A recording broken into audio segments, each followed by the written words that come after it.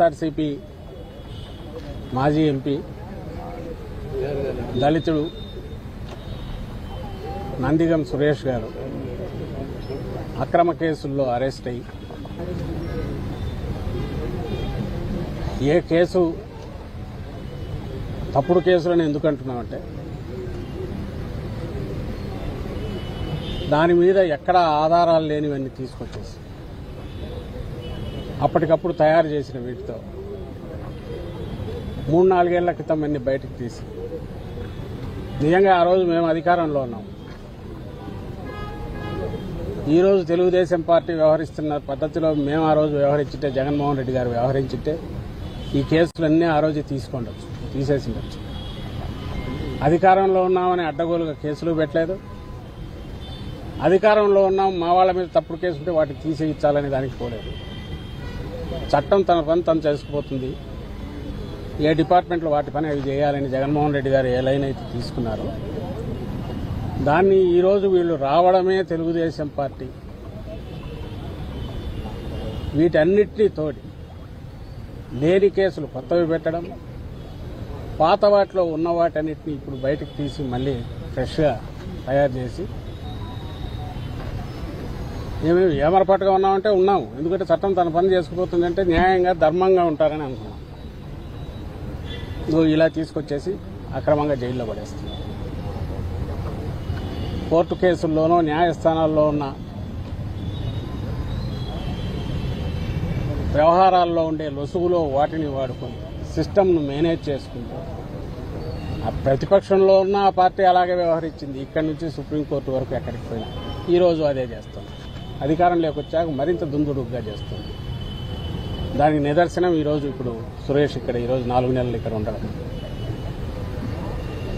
అక్కడ లోపల కూడా ఎలా ట్రీట్ చేస్తున్నారని చూస్తే హృదయ విదారకంగా ఉంది.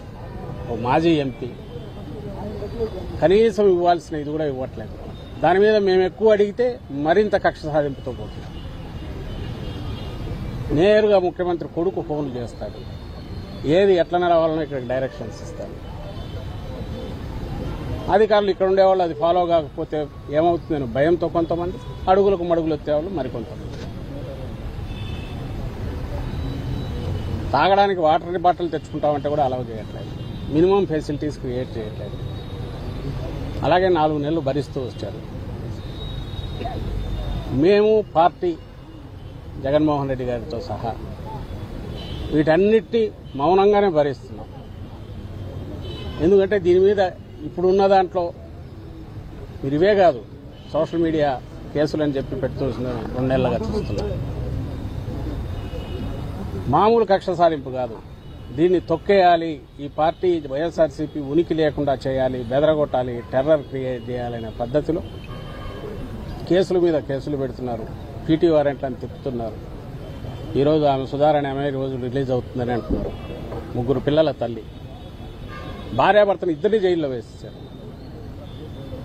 కేవలం ఎప్పుడో 2-3 ఏళ్ల క్రితం పెట్టిన సోషల్ మీడియా వీటి పోస్టింగ్ల గురించో, లేదా నార్మల్ దీంట్లో సోషల్ మీడియా అంటే ఉండే వ్యక్తిగత స్వేచ్ఛతో వాళ్ళు పెట్టిన పోస్టులు చూసుకుని అది జగన్మోహన్ రెడ్డి గారికి సపోర్ట్ చాలు. వాళ్ళు మా పార్టీ కార్యకర్తలు కూడా కానక్కర్లా, ఆయన అభిమానించే వాళ్ళు అయితే చాలు. రాత్రి తీసుకెళ్తున్నారు. ఇప్పుడు ఇక్కడే ప్రేమ్ ఎక్కడ ఉండాలా, ప్రేమ్ మీ గుంటూరులోనే జరిగింది.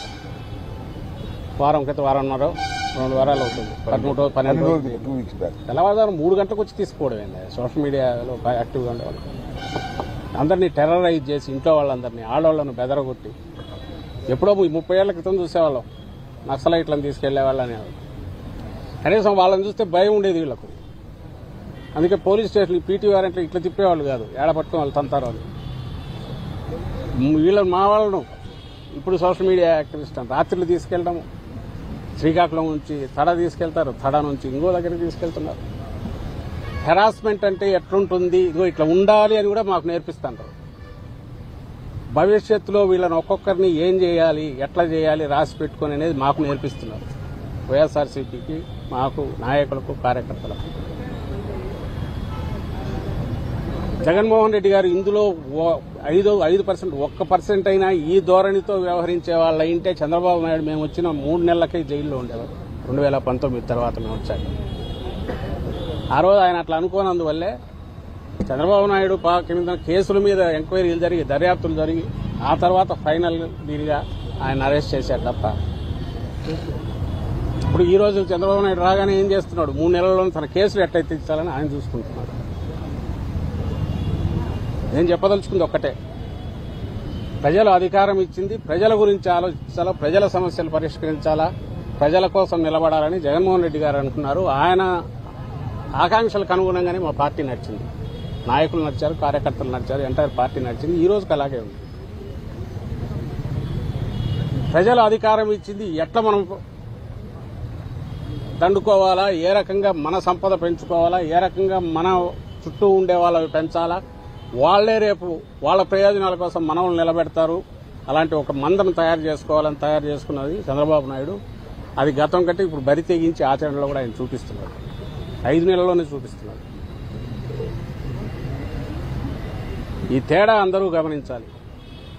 మౌనంగా ఉన్నాము ఇదంటే చేతకాక కాదు, గతంలో చేతకాక కాదు, ఫ్యూచర్లో కూడా చేయలేక కాదు. ప్రజలు మనకు అధికారం ఇచ్చింది, ప్రజలను చూసుకోవాలా. ఆ ఉద్దేశం లేకపోతే ఎట్లా వ్యవహరిస్తారో ఆ ఉద్దేశం లేదు. ప్రజలకు క్వశ్చన్ చేయకుండా డైవర్షన్ పాలిటిక్స్ ఎట్లా చేయాలనేది చంద్రబాబు నాయుడు ఏం చేస్తున్నాడు. అది ఎల్లకాలం చెల్లవు. కొత్త పద్ధతులకు పోతున్నారు. సాక్ష్యాలు సృష్టించడము, ఎవరితోనో రాయించుకోవడము, కన్ఫెషన్లను చేయడము, అరెస్టులు చేయడము. ఏమో మా చేత కాదా? 3-4 గంటల్లో మేము రామా? వచ్చిన తర్వాత మేము ఆపితే మాత్రం ఆగుతారా మా వాళ్ళు? ఎక్కడికెక్కడ ఇదే పని చేయడం మొదలు పెడితే వాళ్ళ పరిస్థితి ఎట్లుంటుంది? నక్క తెలివితేటలతో గుంటనక్కల్లాగా వ్యవహరించి చేసేంత తెరచాటు ఉండదు వైఎస్ఆర్ కాంగ్రెస్ పార్టీని. అలాంటి వ్యవహారాలు చేయాల్సి వస్తే పులి పంజా ఎట్లుంటుందో అట్లా దెబ్బ తగుల్చి. ఇది నేను ఏదో దీనిగా చెప్పట్లా, నాటకీయంగా కూడా చెప్పట్లా. దెబ్బ తగిలిన వాళ్ళకి తెలుస్తూ ఉంటుంది.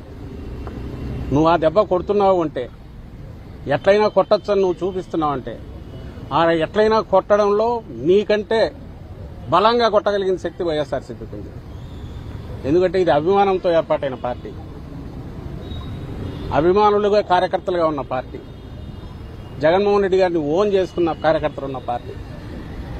ఈ దెబ్బ చాలా భయంకరంగా ఉంటుంది. ఇప్పటికైనా ప్రాప్త కాలజ్ఞతతో అంటే ఆలోచించి చంద్రబాబు నాయుడు గారు కానీ ఆయన చుట్టూ ఉండేవాళ్ళు కానీ, మనమే ఒక విత్తనం వేస్తున్నాం, ఇది పెద్దది అయినాక రేపు మనకే తగులుతుంది అని వాళ్ళు రియలైజ్ అయితే వాళ్లకు మంచిది, రాష్ట్రానికి మంచిది, ప్రజలకు కూడా మంచి జరుగుతుంది. ఇంతే మేము విజ్ఞప్తి చేయగలిగాం. ఇది ఎల్లకాలం ఉండదు, సీజన్ మారుతోంది. 5-6 నెలలు అయింది, ఇప్పటికే మొదలైంది. ఇంకొక 5-6 నెలలు అయితే వాళ్ళు కడుక్కోవడానికే కుదరదు. వాళ్ళు గొడవలతో సరిపోతుంది. ఆ తర్వాత 2 ఏళ్ళు అయితే ఎన్నికలు వస్తాయి.